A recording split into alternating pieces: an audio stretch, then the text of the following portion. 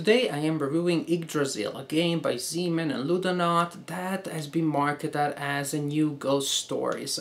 The game is a cooperative game set in the world of Norse mythology. The players take the role of the gods of Norse mythology that are fighting against the evil gods that are trying to destroy Asgard. After playing the game, I did not find it very similar to ghost stories actually, but I did find it suspiciously similar to the series States of Siege by Victory Point Games. So similar that actually I had to write a post on the Geek to explain how profound those similarities are, in the hope that somebody from Zeman or Ludonaut would step forward and acknowledge and thank Victory Point Games for the influence, for the inspiration. Because if the designers really came up with a game that plays exactly like a States of Siege game without knowing that series, that would be a remarkable coincidence. And there is nowhere in the rulebook where States of Siege or Victory Point Games is mentioned. I would like to hear about that. Back to our review. I played this game as a solitaire. Most, if not all, cooperative games can be played as solitaire games. I also played it as a multiplayer, but I personally prefer it as a solitaire. Now, fans of Yggdrasil as a multiplayer game, stop typing that hate email that I already know you started typing. I can hear you typing it. Stop it. I'm not making any claims about Yggdrasil being better as a solitaire rather than multiplayer. I'm just saying I played this game as a solitaire a lot. I played occasionally as a multiplayer. I know that there will be people that will review it as a multiplayer, so today I'm going to share with you my experience of playing the game by myself. However, I'm also going to cover the basics of the game, so if you just want to learn about how the game plays in general, you can just keep watching this review and you will learn the basics of the game. This is the map that represents Yggdrasil, the tree that connects the 9 worlds of the Norse mythology. The map looks quite beautiful, but it's also a little busy. It's not that easy to use at first. During each turn, the players first will activate one of the 6 enemies that are here in this world, which is the most important one, Asgard. And the enemies will advance along this track and they will try to reach Odin's palace, or at least they will try to create a concentration of enemies here in this area here. After activating one of the enemies, then the active player can take 3 actions, and each action corresponds to one of the 9 worlds. There is the worlds of the Elves, the Sacred Land, Asgard, Midgard, where the Valkyries look for soldiers. This deck represents the world of the Dwarves, this deck is the world of the Giants. Then you have the Kingdom of Fire, the Kingdom of Darkness, and the Afterlife. At the beginning of the game, you place the 6 markers representing the 6 enemies here at the beginning of this track here, and during the game they will try to advance towards Asgard, and your job will be to push them back as much and as fast as possible.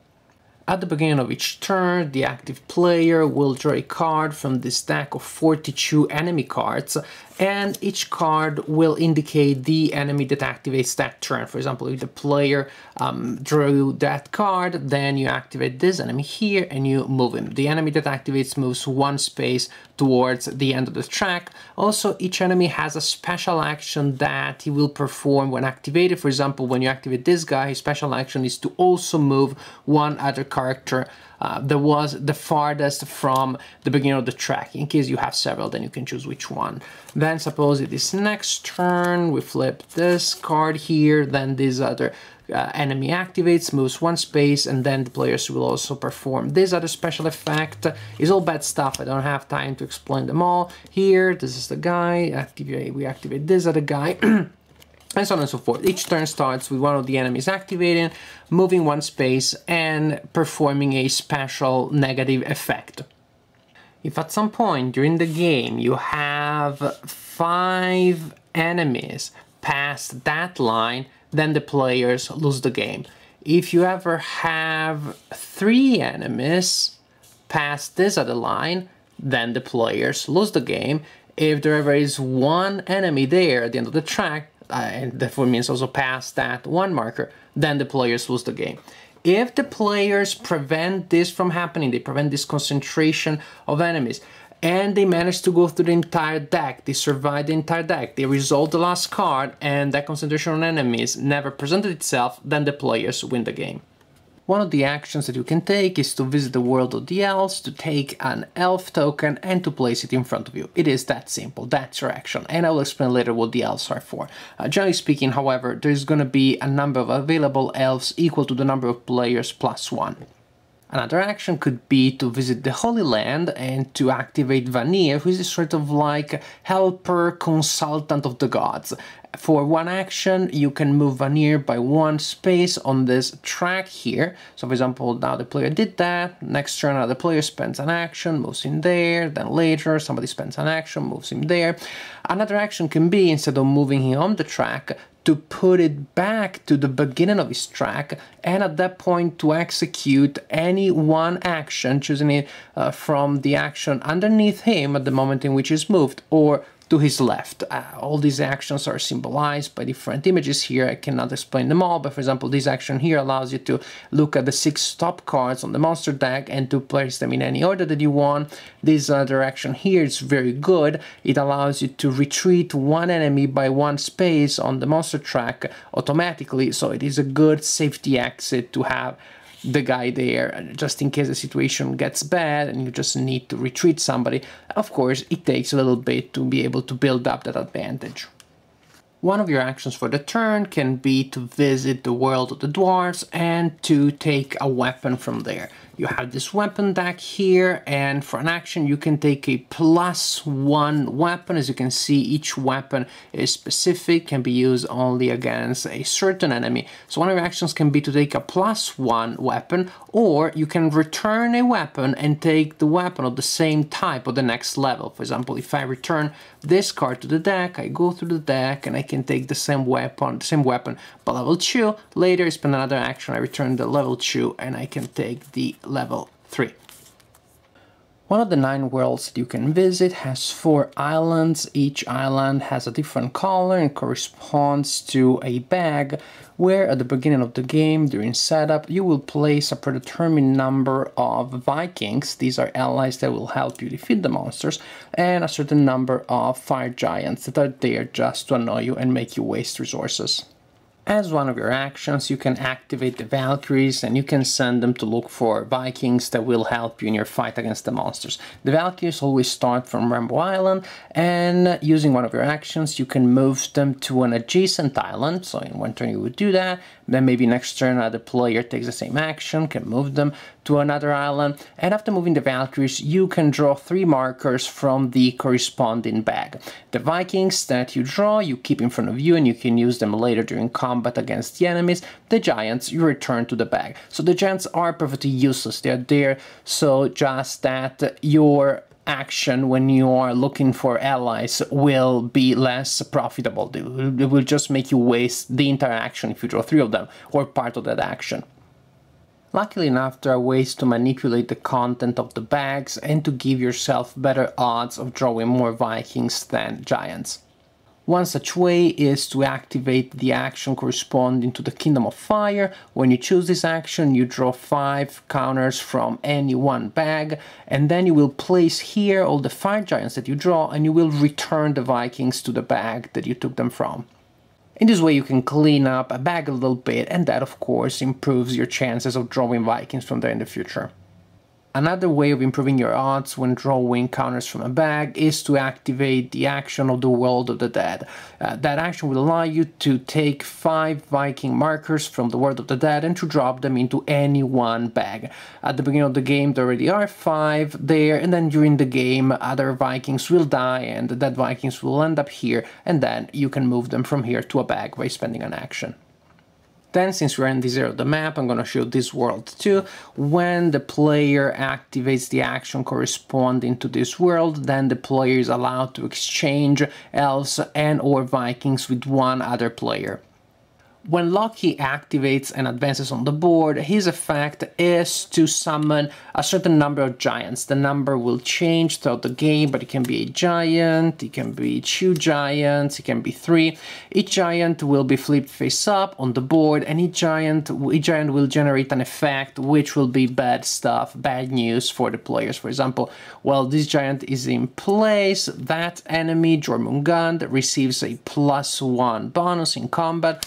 While this giant is in place, he will close access to one of the worlds, in this case to this world here, symbolized by this symbol here. So while this giant is in place, the players will have to keep that marker on that world as a reminder that they cannot use the action connected to that world until they destroy that giant. So one of the possible actions that a player can take is to travel to the world of the giant and to fight against a giant. Once that action is declared, then the player will resolve normal combat. If the attack is successful, the giant is removed, and the effect of the giant is lifted. Otherwise, nothing happens, the giant stays there, and the effect is still in play. And it's finally time to talk about combat, which is the action that you execute when you choose to travel to Asgard, to this world, the one where the enemies is. The first thing in a combat is that you declare the target of your combat. Suppose that I decide to attack Jormungand, then you check what the combat strength of that enemy is. The combat strength corresponds to the number in the area where the enemy is. In this case, for example, Jormungand has a combat strength of 6, whereas Hela and Loki have a combat strength of 5. But let's say that I want to attack Jormungand, so combat strength of 6. First, I can commit any and all of the Vikings that I have in front of me. This is why it's good to get all these people earlier in the game. And so suppose that in this case I decide to commit 2 Vikings. Then I can take into account any weapon that specializes against the enemy I'm attacking. Suppose I own this weapon here, so I decide to use it in this combat, is a +2. Then I roll a die. This is a tricky die. 2 sides are blank, 2 sides show a 1, and then you have 1, 2, and 1, 3. Suppose I roll, and suppose I roll a 1. After I see the die roll, then I can also commit and spend any elf that I have in front of me. This is the good thing, the elves you can commit after you see the die roll, whereas the Vikings are a little less valuable because you had to spend them before you see what the die roll is. Suppose that I decide in this case I saw what the total here is, and I decide to spend that elf. At that point, I add together all of these factors. In this case, I would have a 1, +2 is 3, 4, 5, and 6. If the total of all of these resources is equal or more than the combat strength of the enemy, then I win the combat. In this case, I have 6, then I win this combat. When you win a combat, don't expect anything particularly spectacular or epic to happen. All that happens is you move the enemy 1 space back, and you return to their worlds all of these resources here. If the attack is not successful, then nothing happens. The enemy stays there, and you just have wasted your action. I really like this game as a solitaire game. I'm not making any claims about the game as a multiplayer. As a solitaire game, well, it reminds me of the States of Siege series. I like the series, I like that system. I don't see why it wouldn't work here. In fact, I think it works. On top of that, on top of finding a very efficient solitaire game mechanism, I also have beautiful components here. I have a nice, cool theme, so it all works well together. The game, to me, has enough decisions and choices and options to keep the experience interesting. True, after a couple of times when you're playing the basic level, the game starts feeling a little samey. You figure out a general formula that more or less will work most of the times, but there are many ways in which you can customize your experience and make the game as hard as you want. You can add some special cards to the enemy deck that will make the monsters more aggressive, will make several monsters move during the same turn, and that can make things much harder. I did try some of those cards in the deck, and yes, using the standard formula that you came up with at the beginning does not work anymore. You had to think outside of the comfortable strategy that you created. You had to adjust accordingly, and it gives the game more replay value than you would have expected at first. Another factor is that you can play with different gods. I didn't have time to talk about this. In the multiplayer game, each player has a god. Each god has special abilities. Some are better, some are worse, some are more useful, some can be used every turn, some and not so often. And as a solitaire player, you can use one god or any combination of gods. I found that playing with 2 or 3 gods works well. There's no particular problem there. And again, combining different gods, stronger or less strong gods, does change your strategy and forces you to approach the battle differently. So there are definitely many ways to break the risk of redundancy that you may feel after you play the game 2 or 3 times at the basic level. Putting all this together, I would say that as a solitaire game, this is a good game that I really enjoyed playing.